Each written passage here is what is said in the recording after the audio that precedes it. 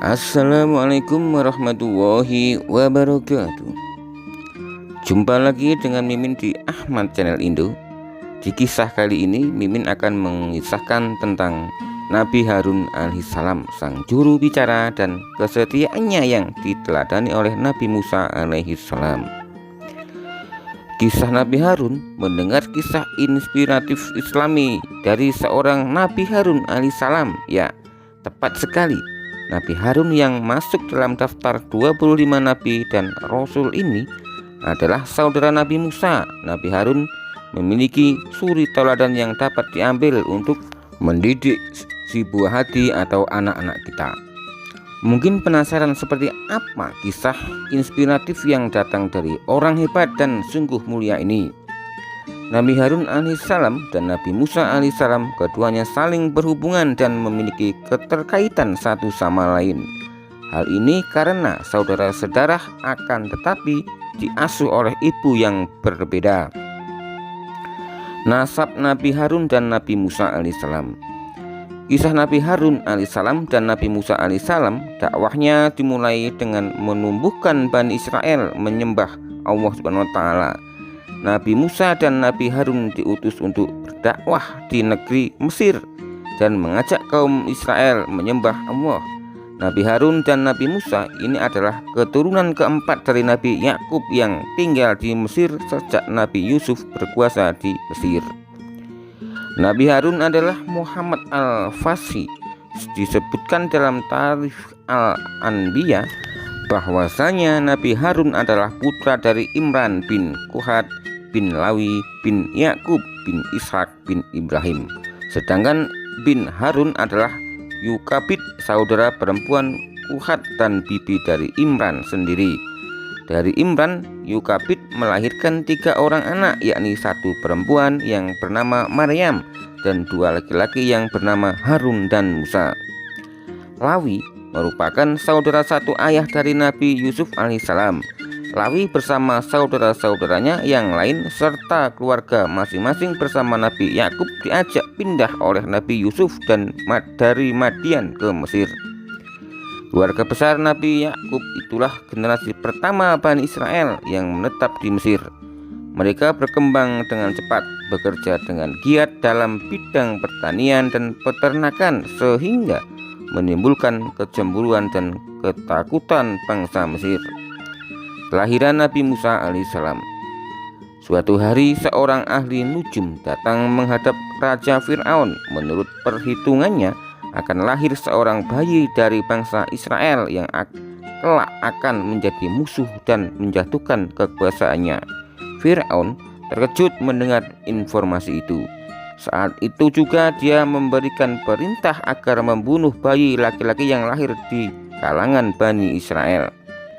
Nabi Musa alaihissalam dilahirkan oleh pasangan suami istri Imran dan Yukabed. Begitu mengetahui bahwa anaknya yang lahir adalah laki-laki, Yukabed dan Imran panik. Jika tak disembunyikan, anak itu pastilah akan terbunuh oleh pesuruh Fir'aun. Yukabed tak rela bayi itu sampai terbunuh karena atas kecintaan dan kasih sayangnya pada anak sendiri. Akan tetapi untuk menyembunyikannya terus-menerus juga akan ketahuan oleh pesuruh Fir'aun. Allah Subhanahu wa Ta'ala memberikan ilham kepada ibu Nabi Musa alaihissalam tersebut dengan membuat peti tahan air, lalu dihanyutkan Nabi Musa di dalam peti di sungai Nil. Kakak Nabi Musa alaihissalam diperintahkan mengikuti kemana peti itu hanyut dan di tangan siapakah Nabi Musa ditemukan. Ternyata peti itu ditemukan oleh putri Raja Fir'aun. Kemudian peti dibuka, setelah tahu isinya adalah bayi, mereka bawa ke hadapan ibu mereka, yakni Siti Fir'aun atau istri Fir'aun yang bernama Asia. Istri Fir'aun sangat senang melihat bayi itu. Ia ingin mengangkat sebagai anak. Maka diungkapkan niatnya itu kepada Fir'aun. Pada awalnya Fir'aun tak setuju, namun atas bujuk rayuan manisnya sang istrinya itu akhirnya setuju. Asyah pun seorang segera dicari inang atau menyuruh seseorang untuk mencari pengasuh yang menyusui Nabi Musa. Namun beberapa inang yang didatangkan tidak ada yang cocok. Nabi Musa tak mau menyedot inang-inang tersebut. Kakak Nabi Musa yang mengetahui kejadian itu langsung datang dan menawarkan ibunya untuk menjadi inang dengan pura-pura tidak mengenal Nabi Musa. Karena ibunya sendiri yang menyusuinya, akhirnya Nabi Musa pun mau. Yukabat mendapat upah bayaran yang cukup besar setelah lepas dari menyusui Nabi Musa, dikembalikan ke istana. Kemudian ia didik sebagaimana anak-anak raja yang lain. Ia berpakaian seperti Fir'aun, mengendarai kendaraan Fir'aun, sehingga dikenal sebagai Pangeran Musa bin Fir'aun. Namun setelah Musa dewasa, Allah Subhanahu wa Ta'ala pangkat kenabian dan ilmu pengetahuan. Nabi Musa alaihissalam meninggalkan istana. Ketika Nabi Musa alaihissalam berjalan-jalan di kota, ia melihat orang Qibti dan orang Israel sedang berkelahi. Karena keadaan tak seimbang, Nabi Musa alaihissalam membela orang Israel. Orang Qibti tidak mau diajak damai. Nabi Musa alaihissalam menjadi marah.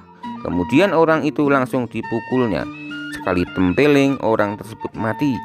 Hal ini sebagaimana dikisahkan dalam Al-Quran. Dan dia Musa masuk ke kota. Ketika penduduknya sedang lengah, maka dia mendapati di dalam kota itu dua orang laki-laki sedang berkelahi, yang seorang dari golongannya Bani Israel dan yang seorang lagi dari pihak musuhnya kaum Fir'aun. Orang yang dari golongannya meminta pertolongan kepadanya untuk mengalahkan orang yang dari pihak musuhnya. Lalu Musa meninjunya dan matilah musuhnya itu. Dia Musa berkata, "Ini adalah perbuatan setan. Sungguh dia setan itu adalah musuh yang jelas menyesatkan." Dia Musa berdoa, "Ya Tuhanku, sesungguhnya aku telah menjalimi diriku sendiri, maka ampunilah aku." Maka dia Allah mengampuninya. Sungguh Allah dialah yang maha pengampun, maha penyayang. Dia Musa berkata, "Ya Tuhanku, demi nikmat yang telah engkau anugerahkan kepadaku, maka aku tidak akan menjadi penolong bagi orang-orang yang berdosa." Quran Surat Qasas ayat 15-17. Nabi Musa alaihissalam gelisah. Ia khawatir ada seorang yang melihat perbuatannya kemarin, yakni membunuh orang Mesir mengikut Fir'aun. Sementara petugas kerajaan terus mencari-cari siapa sebenarnya pembunuh yang tak ketahuan rimbanya itu. Keesokan harinya Nabi Musa alaihissalam pergi ke kota lagi. Kebetulan saat ia melihat Bani Israel yang ditolongnya kemarin sedang berkelahi dengan orang Qibti dan pada akhirnya membunuh orang Qibti tersebut. Sesudah membunuh orang Qibti, orang Israel itu meminta tolong kepada pengikut Fir'aun dan minta agar ia dibela. Menyaksikan salah satu kaumnya yang suka berkelahi dan mau menang sendiri itu, Nabi Musa alaihissalam menjadi marah, bergegas mendatangkan orang Israel yang sedang minta bantuan prajurit Fir'aun. Ada seorang saksi mata yang melihat kejadian itu. Nabi Musa alaihissalam dilaporkan kepada Fir'aun. Setelah Fir'aun tahu bahwa Nabi Musa alaihissalam membela orang Israel, ia segera memerintahkan orang menangkap Nabi Musa alaihissalam untuk dibunuh. Nabi Musa alaihissalam melarikan diri, tujuannya ke negeri Madian. Ia menyesal telah membunuh orang. Ia kemudian bertaubat dan memohon ampun kepada Allah. Allah SWT mengabulkan doanya dan ia diampuni. Nabi Harun diutus menjadi pendamping Nabi Musa. Ketika Allah SWT dengan mengutus Nabi Harun sebagai pendamping Nabi Musa dalam dakwah menyebarluaskan agama Islam pada saat itu, dikisahkan bahwa Nabi Musa tidak begitu fasih dalam berbicara karena kekuatan pada lidahnya. Maka dari itu Nabi Musa berdoa kepada Allah untuk dijadikannya Nabi Harun alaihissalam kakak kandungnya sekaligus sebagai teman dalam dakwahnya. Dan jadikanlah untukku seorang pembantu dari keluargaku, yaitu Harun saudaraku. Teguhkanlah kekuatanku dengan adanya dia dan jadikanlah dia teman dalam urusanku agar kami banyak bertasbih kepadamu. Quran Surat Qasas 30-33.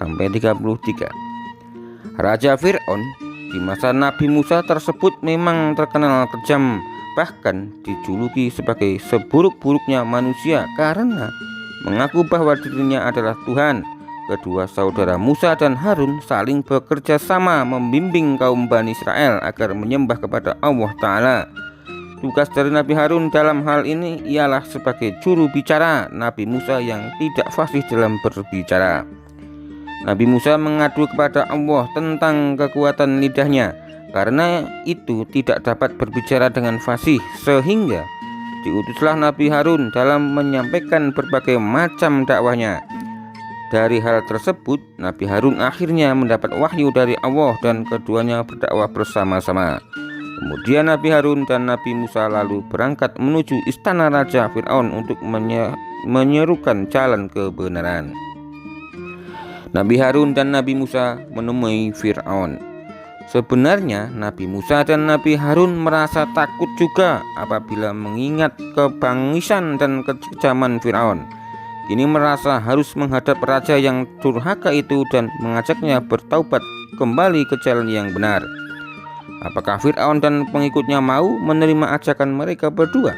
Apakah justru mereka tidak segera ditangkap, dijebloskan ke dalam penjara dan disiksa oleh para al-kucu Fir'aun yang sadis tak terkenal ampun? Namun rasa takut itu segera dihapus dengan firman Allah yang mengubarkan jaminan keselamatan bagi keduanya, bahwa mereka berdua akan dijaga dan dipelihara Allah yang Maha mendengar dan Maha melihat. Pergilah engkau beserta saudaramu dengan membawa tanda-tanda kekuasaanku, dan janganlah kamu berdua lalai mengingatku. Pergilah kamu berdua kepada Fir'aun, karena dia benar-benar telah melampaui batas. Maka berbicaralah kamu berdua kepadanya Fir'aun dengan kata-kata yang lemah lembut. Mudah-mudahan dia sadar atau takut. Keduanya berkata, "Ya Tuhan kami, sungguh kami khawatir dia akan segera menyiksa kami atau akan bertambah melampaui batas." Ya Allah berfirman, "Janganlah kamu berdua khawatir. Sesungguhnya aku bersama kamu berdua. Aku mendengar dan melihat. Maka pergilah kamu berdua kepadanya Fir'aun dan katakanlah, sungguh kami berdua adalah utusan Tuhanmu. Maka lepaskanlah Bani Israel bersama kami dan janganlah engkau menyiksa mereka. Sungguh kami datang kepadamu dengan membawa bukti atas kerasulan kami dari Tuhanmu, dan keselamatan itu dilimpahkan kepada orang-orang yang mengikuti petunjuk." Quran Surat Toha 42-47. Bersama-sama kemudian mereka menghadap Fir'aun. Bertemu dengan raja yang mengaku Tuhan bukanlah hal yang mudah. Mereka harus melalui lika-liku yang rumit. Namun akhirnya mereka dapat bertemu juga. Fir'aun didampingi beberapa penasihat dan para pejabat pemerintah lainnya. "Siapakah kamu berdua ini?" tanya Fir'aun. Musa menjawab, "Kami Musa dan Harun, merupakan pesuruh Allah. Kami diutus kepadamu agar kau membebaskan Bani Israel dari perbudakan dan penindasanmu dan menyerahkannya kepada kami agar mereka menyembah kepada Allah dengan leluasa dan menghindari siksaanmu." Fir'aun tertawa sinis dan mengejek Musa dengan mengatakan bahwa Musa tidak tahu diri. Dulu ia asuh dan dibesarkan di istana Mesir. Ini malah berbalik menentang Fir'aun.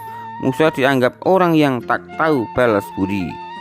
Nabi Musa menjawab bahwa semua itu dikarenakan ulah sang raja sendiri. Seandainya Fir'aun tidak memerintahkan membunuh bayi laki-laki, tidak mungkin ia dihanyutkan di sungai, atau tidak mungkin Musa dihanyutkan di sungai Nil. Dan akhirnya Nabi Musa merasa tidak berhutang budi sama sekali kepada Fir'aun sendiri yang menyebabkan semua itu terjadi. Berkata Nabi Musa, "Adapun mengenai pembunuhan yang dulu kulakukan merupakan akibat godaan setan. Namun peristiwa itu akhirnya menjadi rahmat terselubung bagiku. Sebab dalam pengembaraanku setelah aku melarikan diri dari negerimu, aku dikaruniai hikmah dan ilmu oleh Allah dan aku diutus sebagai Rasul. Maka datangilah aku kepadamu untuk mengajak engkau dan kaummu menyembah Allah dan meninggalkan kezaliman serta penindasan terhadap Bani Israel." Fir'aun yang mengaku dirinya adalah Tuhan bertanya kepada Nabi Musa alaihissalam, "Siapakah Tuhan alam semesta ini?" Lantas Nabi Musa alaihissalam menjawab yang ditunjukkan kepada Fir'aun dan para pengawalnya, Dialah Tuhan langit dan bumi dan segala yang ada di antara keduanya, jika benar-benar kalian mengetahui rahasia kekuasaan ilahi yang tersimpan di dalamnya. Fir'aun menyangkal perkataan Nabi Musa alaihissalam. Tidak, semua itu hanyalah omong kosong belaka. Kau ini Musa dan Harun, agaknya kalian berdua telah menjadi gila. Kalian telah berbicara ngelantur tak karuan kemana-mana. Musa menjawab, Tuhanku dan Tuhan kalian adalah yang menguasai timur dan barat, Tuhan yang ada di antara keduanya, jika kalian itu adalah orang-orang yang berakal. Nabi Harun dan Nabi Musa tidak berhenti-hentinya menyampaikan dakwahnya agama Allah kepada Raja Fir'aun dan para pengikutnya. Namun Fir'aun yang sombong itu tetap saja dalam pendiriannya. Justru malah ia balik menanyakan Tuhan yang disembah Nabi Harun alaihissalam dan Nabi Musa alaihissalam, bukan untuk diimani melainkan untuk diselidiki. Antusias dakwah Nabi Musa bersama Nabi Harun yang tak kenal menyerah. Beberapa hari kemudian berkumpullah para ahli sihir di tempat yang telah ditentukan. Rakyat berbondong-bondong ikut menyaksikan pula ada kepandaian sihir itu. Setelah Nabi Harun dan Nabi Musa datang dan semua berkumpul, Fir'aun memberi aba-aba agar pertandingan dimulai. Nabi Musa mempersilahkan kebolehan mereka lebih dahulu. Kemudian para pengawal Fir'aun melemparkan tali-tali dan tongkat yang mereka lemparkan itu berubah menjadi ular, jumlahnya ribuan ekor kecil-kecil. Fir'aun tertawa bangga menyaksikan kebolehan para ahli sihirnya. Rakyat banyak terkagum-kagum. Ini memang menjadi tujuan Fir'aun. Jika para ahli sihir itu dapat mengalahkan Musa, maka hancurlah kepercayaan rakyat atas kebenaran dakwah Nabi Musa dan Nabi Harun. Namun dengan rasa tenang Nabi Musa melemparkan tongkatnya. Tongkat tersebut segera berubah menjadi ular yang sangat besar dan langsung dengan lahap memakan ular-ular para ahli sihir Fir'aun. Waktu singkat ular-ular para ahli sihir itu habis. Ditelan ular Nabi Musa, para ahli sihir terbelalak heran. Apa yang ditampilkan Nabi Musa bukanlah sihir yang seperti mereka pelajari dari setan. Sadar akan hal itu, para ahli sihir semua berlutut dan menyatakan diri menjadi pengikut ajaran Nabi Musa. Mereka bertobat dan hanya akan menyembah Allah saja. Fir'aun pun sangat murka karena hal itu. Nabi Musa dan Nabi Harun berhasil mengalahkan Fir'aun dan para pengikut Nabi Musa mungkin lama semakin banyak. Pengikut Nabi Musa makin lama semakin banyak jumlahnya. Sebab ajaran Nabi Musa sangat jelas mengangkat harkat kemanusiaan, membimbing manusia agar berbudi pekerti mulia, dan mereka dihormati sebagai makhluk Tuhan sama seperti lainnya. Nabi Harun tidak dibawa oleh Nabi Musa ke Bukit Tur Sina. Dia bertugas memimpin Bani Israel selama ditinggal oleh Nabi Musa. Nabi Harun seorang dirilah yang menghadapi Samiri, sebagian Bani Israel yang mau menerima ajakan Samiri untuk menyembah patung anak sapi. Ketika Nabi Musa turun dari Bukit Tur Sina, ia terkejut kaumnya telah tersesat. Mereka berpesta pora dan menyembah patung anak sapi yang terbuat dari emas. Nabi Musa alaihissalam menegur saudaranya yakni Nabi Harun yang telah dititipi agar menjaga umatnya. Nabi Harun alaihissalam berkata bahwa ia sudah memperingatkan mereka namun tak menganggapnya sebelah mata karena Nabi Harun alaihissalam dianggap orang yang lemah. Setelah diselidiki, ternyata Samirilah orang yang mengajak orang-orang itu membuat patung anak sapi dan menyembahnya. Nabi Musa marah sekali. Kemudian Samiri diusir, tidak boleh bergaul dengan masyarakat. Sebab Samiri terkena kutukan jika dia disentuh atau menyentuh manusia, maka badannya akan menjadi demam panas. Itulah siksa di dunia. Adapun nanti di akhirat ia akan dimasukkan ke dalam neraka. Kisah Nabi Harun yang mendampingi Nabi Musa dalam berdakwah tidak berhenti begitu saja. Meski terjadi pemberontakan, keduanya tetap menyeru kepada agama Allah. Nabi Harun dan Nabi Musa yang saat itu akan masuk ke kawasan Kan'an mendapatkan penolakan. Mereka akhirnya menuju suatu daerah hingga sampai di Gunung Hor di kawasan perbatasan Edom. Sesuai perintah Allah, Nabi Harun dan Nabi Musa mendekati gunung tersebut bersama Eleazar putra Nabi Harun. Di puncak gunung Hor itulah Nabi Harun wafat. Kabar meninggalnya Nabi Harun terdengar oleh seluruh bangsa Israel. Mereka menangis dan merasa kehilangan penuturan saat Nabi Harun wafat. Demikian kisah Nabi Harun yang sebagai pelengkap atau dakwahnya bareng-bareng dengan Nabi Musa. Nabi Harun posisinya adalah sebagai juru bicara Nabi Musa. Jika ada salah Mimin dalam membacakan naskah, membacakan teks, Mimin minta maaf. Mimin akhiri. Assalamualaikum warahmatullahi wabarakatuh.